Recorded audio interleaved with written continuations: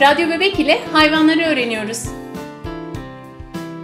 4. bölümümüzde ceylan, kanguru ve pengueni tanıyacağız. Bu sevimli hayvan bir penguen. Yaşam alanları genellikle soğuk bölgelerdir. Sırtlarında siyah veya gri renkler, karın bölgelerinde beyaz renk bulunur. Penguenlerin bacakları çok kısadır ve küçük adımlar atabilirler. Penguenler kuş olmalarına rağmen uçamazlar. Bunun yanında oldukça iyi yüzerler. Penguenler açlığa oldukça dayanıklı hayvanlardır.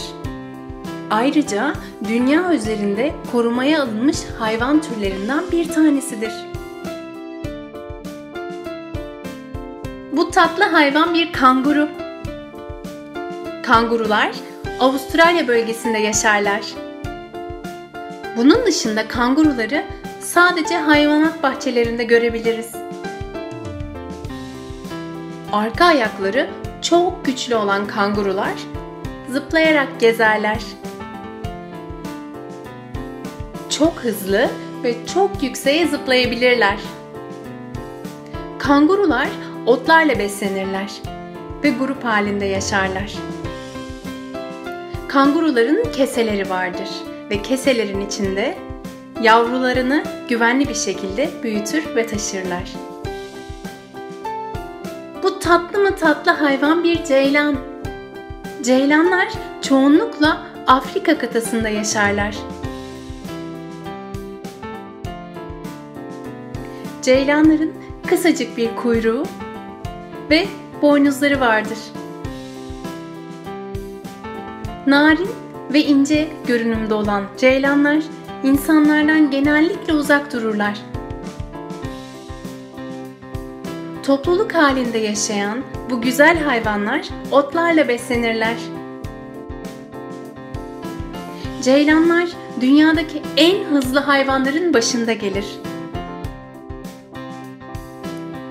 Aynı zamanda çok yükseğe zıplayabilirler.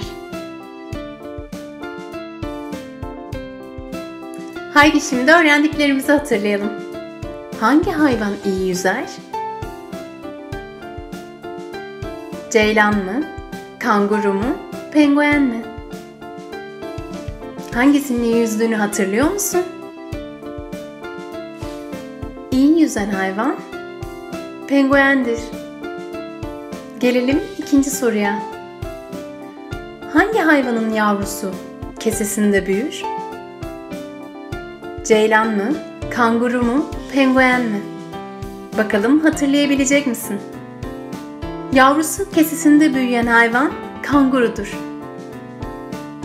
Gelelim üçüncü soruya. Hangisinin boynuzu vardır?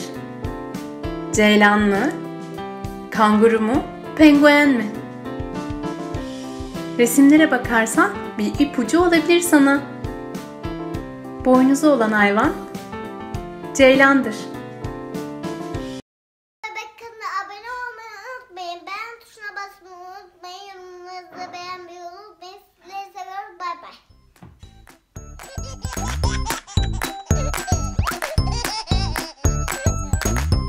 Radyo Bebek.